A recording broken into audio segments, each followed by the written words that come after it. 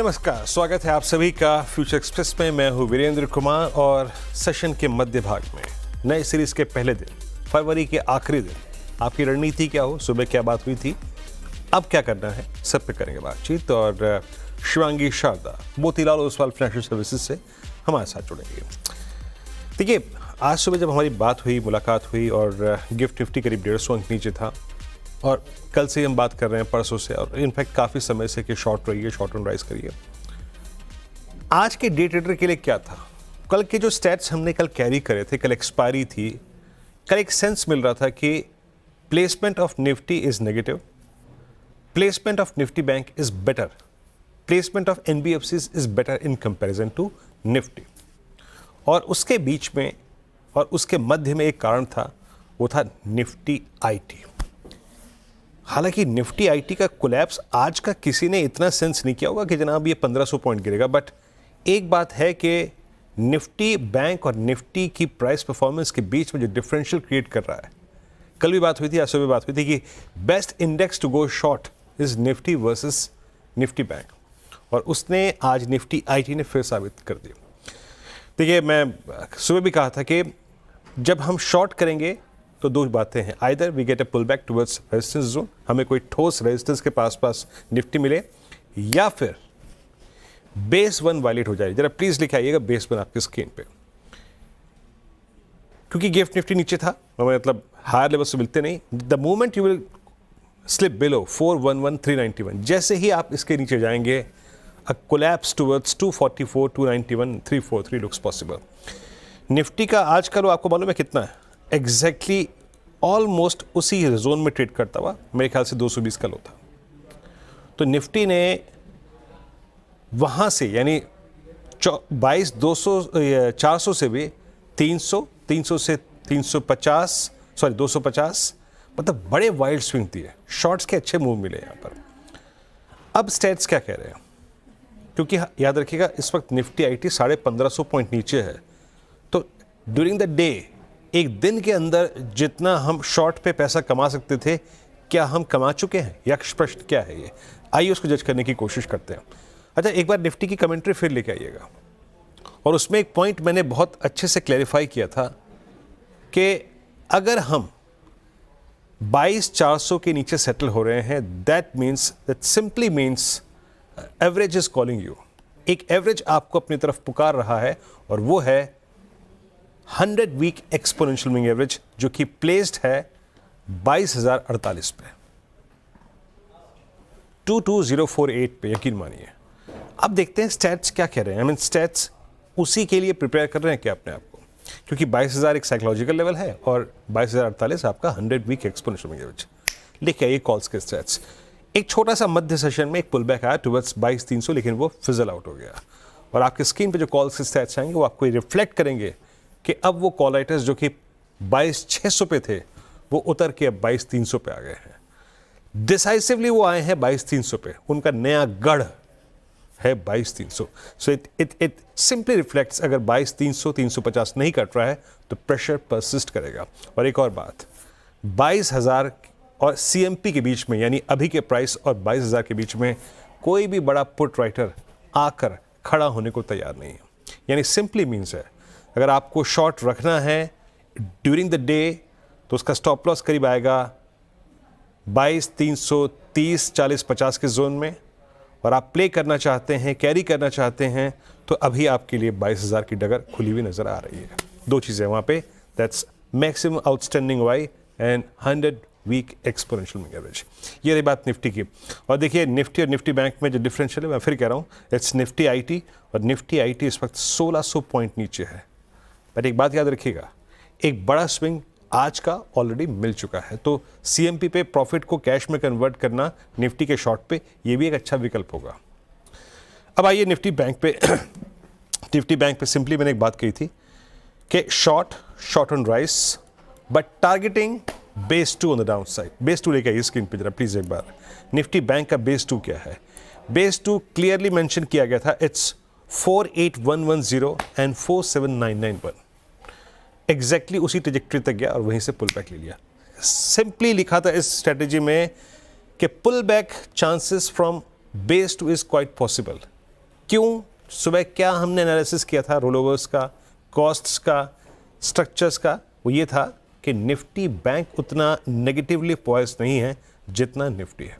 तो Nifty bank ने pull back दिया, लेकिन याद रखिएगा no buy call as of now on Nifty bank. Simply RS1 जब तक स्क्रीन पे नहीं आ रहा है it's a sell and rise.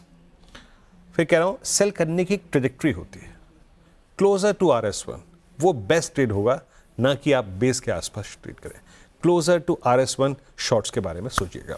Shivangi Sharda हमारे साथ जुड़ चुके हैं। शिवांगी गुड आफ्टरनून, कार्यक्रम में स्वागत है। शिवांगी, आपका व्यू निफ्टी बैंक में संक्षेप में प्लीज, और आपके 3 कॉल्स आज के। Very good afternoon Veeru, thank you for having me. तो हम देख रहे हैं कि मार्केट्स जो है वो लगातार प्रेशर में ही बना हुआ है एंड कहीं ना कहीं कॉल राइटर्स अपना पोजीशन स्ट्रेंथन भी करते हुए दिखे हैं इन लेवल्स पे भी। तो प्रेशर जो है वो बना हुआ है। हालांकि हम देख रहे हैं कि थोड़ी बहुत स्टेबिलिटी जो है वो बैंकिंग क्षेत्रों से आते हुए नजर आ रही है, बट ओवरऑल जो हम एक अहम लेवल पे यानी कि 22,200 के आसपास आ चुके हैं, तो ये काफी क्रूशियल रहेगा। ये मेक और ब्रेक जोन की तरह कामकाज करेगा। अगर 22,200 टूटता है तो हम थोड़े और ग्रेव वीकनेस की तरफ पिन पॉइंट करेंगे। बट ओवरऑल अगर यहाँ टिकते हुए नजर आता है, यहाँ थोड़ी बहुत रिलीफ देखने को मिलती है, तो फिर हम स्टेबिलिटी 22,600 के आसपास तक के फिर देखने को मिल सकती है। तो बेयरपुट स्ट्रैटेजी के दौरान ही प्ले आउट करें निफ्टी के ट्रेड्स को, क्योंकि कहीं ना कहीं रुख रवैया नेगेटिव है, सेल ऑन बाउंस का ही है। बट जो है केयरफुली हमें स्टॉप लॉसेस के साथ ही मेंटेन करना है, क्योंकि मार्केट्स भी एक छोटे दायरे में काफी वाइल्ड स्विंग्स दिखा रहा है। और कहीं ना कहीं हमने कल से भी देखा है कि ऑप्शन प्रीमियम जो है वो काफी स्टिकी हो गए हैं इंडिया विक्स के लो होने के कारण। तो वो भी एक कंसर्न है। दूसरी ओर अगर हम बैंक निफ्टी की बात करें, यहाँ पे आउट परफॉर्मेंस देखने को मिल रही है लगातार पिछले 4 सेशन से। और आज के एक गैप डाउन ओपनिंग के बाद भी हमने देखा है कि 48,000 के ऊपर वापस एक अच्छी होल्ड करते हुए दिखी है ये इंडेक्स। और 48,000 एक बहुत ही अहम सपोर्ट बनते हुए दिखेगा नेक्स्ट 49,000 और 49,250 के लेवल्स तक के लिए। जो स्पेसिफिकली स्ट्रेंथ है वो एनबीएफसीज पे है और छोटे मझौले बैंकिंग नामों में है, जो इस इंडेक्स को सपोर्ट करते हुए नजर आ रहे हैं। हालांकि रोल ओवर के आंकड़े जो है परसेंटेज वाइज लास्ट सीरीज से और 3 मंथ्स एवरेज से ज्यादा आए हैं, बट ओवरऑल शॉर्ट्स की तरफ ज्यादा है, तो कंसर्न्स बनी रहेगी। ओके शिवांगी, बहुत संक्षेप में आपके 3 ट्रेड्स। आज हमें एक बड़ा महत्वपूर्ण टॉपिक छेड़ना है, उसके लिए समय मांग रहा हूँ आपसे मैं। आपके 3 ट्रेड्स। जी बिल्कुल, ट्रेड्स के लिए इंडिगो है सबसे पहला पसंदीदा काउंटर मेरा, जो कि ऐसे बाजार में भी काफी रेजिलेंट रहा है। और हम देख रहे हैं कि मंथ और मंथ बेसिस में एक अपवर्ड स्लोपिंग चैनल को भी रिस्पेक्ट करते हुए नजर आ रहा है। तो इंडिगो एक पहला पसंदीदा काउंटर रहेगा। जो नेक्स्ट टारगेट्स है इंडिगो में, 4650 के लिए खरीदारी करें, 4380 के एक स्टॉप लॉस के साथ। और दूसरा कॉल रहेगा मेरा सेल पे। एम्फोसिस है, आईटी क्षेत्र में हम वीकनेस देखने को मिल रहा है। तो कहीं ना कहीं यहाँ पे वीकली बेसिस पे और मंथली बेसिस पे ब्रेकडाउन देखने को मिला है, जो सेलिंग प्रेशर को इंटेंसिफाई करते हुए नजर आ रहा है। यहाँ पे आरएसआई भी नेगेटिव टर्न हो गया है और काफी ओपन इंटरेस्ट शॉर्ट्स के साइड में बढ़ते हुए नजर आए हैं। तो यहाँ पे बिकवाली की सलाह है 2160 के टारगेट्स के लिए और 2300 के एक स्टॉप लॉस के साथ। ओके चलिए, तो ये 3 ट्रेड्स हो गए शिवांगी के यहाँ पे। अब एक काम करते हैं, एक ब्रेक लेते हैं। निफ्टी आपकी स्क्रीन पे इस बीच डेल ऊपर है, और एक ब्रेक लेते हैं, और ब्रेक के बाद जब लौटेंगे तो बात करेंगे आज फिरोज अजीज से। और कल एक बहुत महत्वपूर्ण पहलू जो उजागर हुआ, सेबी ने एएमसीज के लिए एक नई गाइडलाइंस जारी करी, और स्पेशलाइज्ड इन्वेस्टमेंट फंड को लेकर ये जो गाइडलाइंस हैं, इसमें आपके लिए मेरे लिए क्या छुपा है? हम पीएमएस नहीं ले सकते थे, वो बहुत भारी रकम मांगता है 50 लाख की। हम म्यूचुअल फंड्स लेते थे, लेकिन एक बीच का रास्ता हमारे लिए क्या खुला है, जिसमें थोड़ा सा एग्रेशन भी होगा, इन्वेस्टमेंट भी होगी। इन सब पे बातचीत एक छोटे से ब्रेक के बाद एएमसी के लिए सेबी के नए नियम पर डिप्टी सीईओ आनंद राठी के फिरोज अजीज हमारे साथ जुड़ेंगे छोटे से ब्रेक के बाद। स्वागत है कार्यक्रम में आपका एक बार फिर से। और जैसे कि मैंने आपको ब्रेक से पहले कहा था कि हम मुलाकात करेंगे फिरोज अजीज जी से, और बात पूछेंगे कि आखिरकार ये जो सेबी का नया एएमसीज को लेकर जो दिशा निर्देश है रिगार्डिंग स्पेशलाइज्ड इन्वेस्टमेंट फंड को लेकर, वो क्या है, कैसा है? फिरोज, गुड आफ्टरनून कार्यक्रम में स्वागत है। फिरोज, मैं खुद इनफैक्ट बताऊं मैं आपको, जो बात फील करता था मैं कि पीएमएस मेरे लिए बहुत एक्सपेंसिव था और म्यूचुअल फंड्स में मैं निवेश करता था, अच्छा रिटर्न भी मिलता था। खैर अभी नहीं मिल रहा, बात दूसरी है। लेकिन एक एग्रेशन जो एलिमेंट था ना, वो गायब था। जब बाजार बहुत पेसी होता है, बहुत चल रहा होता है ताबड़तोड़, वो आपके पोर्टफोलियो पे इम्पैक्ट एग्रेशन का आता नहीं था।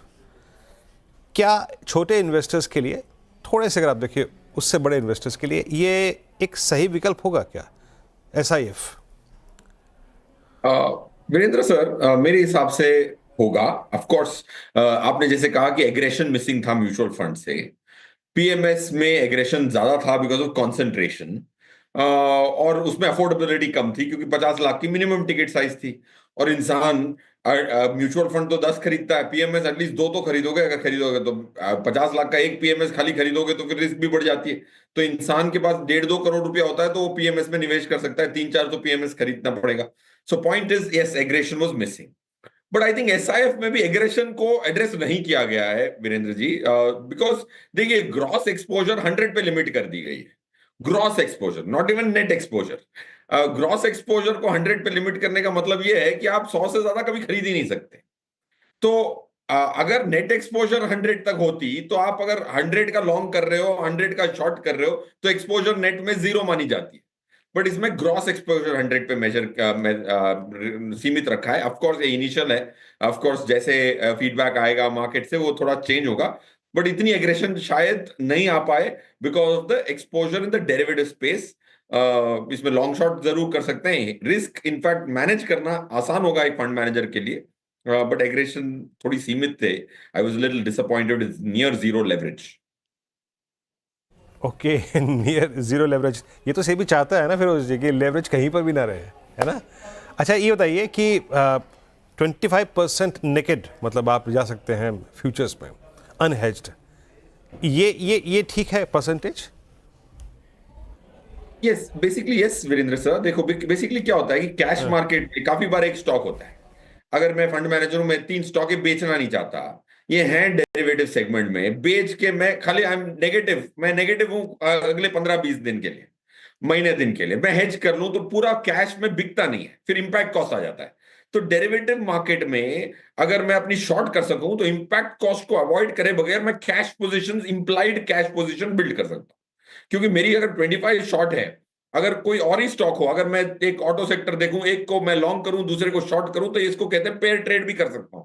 सो ये 25 की लिमिट का पता नहीं, बट ये बहुत इंपॉर्टेंट चीज है एक फंड मैनेजर को, इतना लीवे तो देना। आई थिंक म्यूचुअल फंड में भी देना चाहिए, बिकॉज उसमें बहुत सारी कैश मार्केट की जो वॉल्यूम्स हैं वो ड्रॉप होंगी और उसमें इंपैक्ट कॉस्ट कम होगा फंड मैनेजर का, उससे इन्वेस्टर का फायदा होगा। So I am very happy that आप नेकेड शॉर्ट्स कर सकते हैं, और 25% की limit I think it's a great start point. कम नहीं होती 25% की, बिकॉज 5% कैश में रख लिया, 25% ये बेच लिया, तो आप नेट नेट आप ऑलमोस्ट 30% की लॉन्ग को हटा सकते हैं। ओके, अच्छा, टू स्टार्ट विद फिरोज, आपका क्या मानना है, जो भी आपके मतलब आपके पास इक्विटी एक्सपोजर है उसका approximately as per your I think appetite कितना परसेंट यहाँ पे एलोकेट करना चाहिए इस फंड के लिए? क्योंकि देखिए, सेबी ने एक तरीके से आपसे वीकली एक्सपायरी छीन ली और वो अच्छा भी किया, लोगों का पैसा एग्जॉस्ट हो रहा था, फिर आपके डेरिवेटिव्स के वॉल्यूम्स को गिराया। बट आप जाइए एक अच्छे माध्यम से, एक अच्छे कुशल फंड मैनेजर के हाथ के द्वारा आप डेरिवेटिव्स को खेलिए, तो अब आपने जो अपना डेरिवेटिव एक्सपोजर कम किया है, आपके टोटल इक्विटी एसेट्स का आपको कितना परसेंट डिप्लॉय करना चाहिए जब ये इंस्ट्रूमेंट हमारे पास अवेलेबल होगा तब? वीरेंद्र जी, मेरे हिसाब से it will be too preliminary. मेरा ये एक बहुत बड़ा वरी ये है कि म्यूचुअल फंडों ने डेरिवेटिव की कैपेबिलिटी बिल्ड ही नहीं की। मैं काफी सारे म्यूचुअल फंड वालों से बात करता हूं, तो उनसे मेरी यही शिकायत है कि भाई डेरिवेटिव वॉल्यूम इतना बड़ा है, आपको कैश मार्केट में भी काम करने के लिए एटलीस्ट डेरिवेटिव थोड़ा बहुत समझना पड़ता है। I have been disappointed. आज की डेट में अगर किसी को डेरिवेटिव का गामा पूछ लो तो म्यूचुअल फंड इंडस्ट्री में कोई बताने वाला नहीं है। सो पॉइंट इज, आपने उनको प्लेटफॉर्म तो दे दिया, बट उन्होंने 20 साल से 30 साल से वो स्किल सेट बिल्ड नहीं किया। तो क्या ये परफॉर्मेंस, ये प्लेटफॉर्म की यूसेज अच्छी होगी? I am little worried. Right, वो ऑफ कोर्स बिल्ड करेंगे, टॉप 5 एएमसीज उस कैपेबिलिटी बिल्ड करेंगे। आज की डेट में म्यूचुअल फंड में भी कवर्ड कॉल बेचने की क्षमता है, बट काफी 1-2 एएमसीज हैं जो कवर्ड कॉल बेच के अपने थोड़े प्रीमियम कमाती हैं। तो कितनी एसेट मैनेजमेंट कंपनीज ने आज की डेट में डेरिवेटिव का इस्तेमाल किया जो म्यूचुअल फंड में सीमित है, उसको भी इस्तेमाल नहीं किया। तो what I am trying to get to is कितना एलोकेशन करना इस पे निर्भर करेगा कि वो स्किल सेट जो लिबर्टी है उस स्किल सेट को कैसे बिल्ड करेंगे, क्या पेस पे बिल्ड करेंगे, कहां से लाएंगे वो स्किल सेट्स, वो दैट विल डिसाइड क्या परसेंटेज जाएगा। दूसरा, जैसे आपने कहा ना सर, वीकली एक्सपायरी छीन ली, राइट, और ये दिया, हाँ, ये दोनों तुलना में ही मेरे डामाडोल है, क्योंकि भाई वीकली एक्सपायरी में हाँ, मैं अगर एट द मनी पुट खरीदता या कॉल खरीदता, 100 रुपए का कॉल खरीदता हूं, तो मुझे एक्सपोजर मिलता है 23,000 का। तो कितने बार हो गई, वो हो गई ऑलमोस्ट 250 टाइम्स की एक्सपोजर, राइट।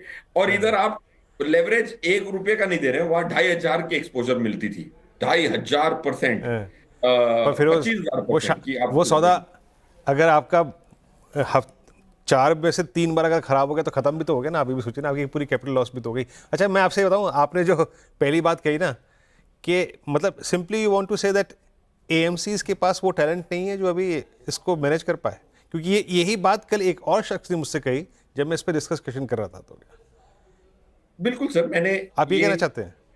नहीं, मैंने टेस्ट किया हुआ है। देखो, डेरिवेटिव ऑप्शंस में होते हैं ग्रीक, डेल्टा, गामा, वीगा, टीटा, रो। हाँ, कोई भी एएमसी की फंड हाँ, मैनेजमेंट का बंदा अगर टीटा, गामा, वेगा एक्सप्लेन कर दे तो अच्छा है। तो वो स्किल सेट डेरिवेटिव की स्पेसिफिक टीम होती है जो इनपुट्स दे सकती है कैश मार्केट को, क्योंकि दोनों are joined at the hip. वही शेयर इधर भी कोट कर रहा है, इधर भी कोट कर रहा है, उसकी ओपन इंटरेस्ट से कैश मार्केट पे इंपैक्ट होता है, उसके आर्बिट्राज से होता है, रिवर्स आर्बिट्राज होती है। सो आई पर्सनली थिंक वो बिल्ड जरूर करने की क्षमता है। टॉप 5 एएमसीज में बहुत अच्छा टैलेंट है, बट डेरिवेटिव टैलेंट शायद अब बिल्ड करेंगे, बिकॉज अभी लिबर्टी दी है सेबी ने, 1993 में प्राइवेटाइज हुई है म्यूचुअल फंड इंडस्ट्री। वो भी हार मान ही गए होंगे अब तक तो, कि भाई डेरिवेटिव की इतनी क्षमता बिल्ड करके मैं करूं क्या, क्योंकि डेरिवेटिव के जो ट्रेडर होते हैं या जो समझ रखते हैं बहुत महंगे होते हैं, $1 मिलियन प्लस पे उनकी पगारें होती हैं। So they have not built it because there was no platform. तो अगले 6 महीने में, 1 साल में, 1.5 साल में ये प्लेटफॉर्म लॉन्ग टर्म के लिए बहुत अच्छा है स्ट्रक्चरली। बिल्कुल, मैं आपकी बात से 100% अगर आप देखें एग्री करता हूँ फिरोज़, और बहुत अच्छी बात कही आपने। बट थोड़ा सा पहले इसमें आप थोड़ा टेस्ट करिए रिटर्न्स को, उसके बाद इस पर जाइएगा। फिरोज़ से इस बात पे फिर एक बार बात करेंगे, बट आज ये क्योंकि एक महत्वपूर्ण टॉपिक था तो उसको हमने छेड़ दिया। बहुत बहुत शुक्रिया, आप इस चर्चा में शामिल हुए फिरोज़, और सभी पहलुओं पर बातचीत की अपने। एक ब्रेक के बाद आज का सस्ता ऑप्शन ट्रेड, छोटे से ब्रेक के बाद स्वागत है कार्यक्रम में आपका एक बार फिर से। शिवांगी, बताइए आप। पर शिवांगी, जो ब्रेक से पहले हम डिस्कशन कर रहे थे, जितने भी डेरिवेटिव एनालिस्ट हैं उनके लिए करियर के ऑप्शन सब अच्छे खुल गए हैं। आई मीन एएमसी इसमें शिफ्ट होने का है, अच्छी चीज़ है। Not exactly for you, but सारे एनालिस्ट के लिए, है ना? ओके, चलिए शिवांगी कुछ बोलेंगे नहीं, मेरे को मालूम है। बट शिवांगी, आपका ट्रेड इस वक्त का क्या पिक कर रही हैं ऑप्शंस में आप? जी, सस्ता ऑप्शन के लिहाज से मैंने चुना है श्रीराम फाइनेंस। यहाँ पे इस पूरे स्पेस में आउट परफॉर्मेंस देखने को मिल रहा है, और श्रीराम फाइनेंस अपने एक 600 के प्रीवियस हर्डल जोन्स को काफी अच्छी तरह से सरपास करते हुए नजर आ रहा है। ऐसे अगला पड़ाव जो है वो 620 का हम देख रहे हैं, जहां से आज भी थोड़े ही दूर हम दूर थे, बट 620 को तोड़ने की भी पूरी तैयारी कर रहा है अपसाइड जोन्स के लिए। और जिस तरह से ये स्टॉक जो है एक अच्छी तरह से बॉटम आउट हुआ है और 2 दिनों से वॉल्यूम्स के साथ प्राइस सर्ज देखने को मिल रहा है, तो ये एक कंफर्मेशन है कि रिस्क रिवॉर्ड काफी फेवरेबल है और अपसाइड पोटेंशियल भी काफी अच्छी नजर आ रही है।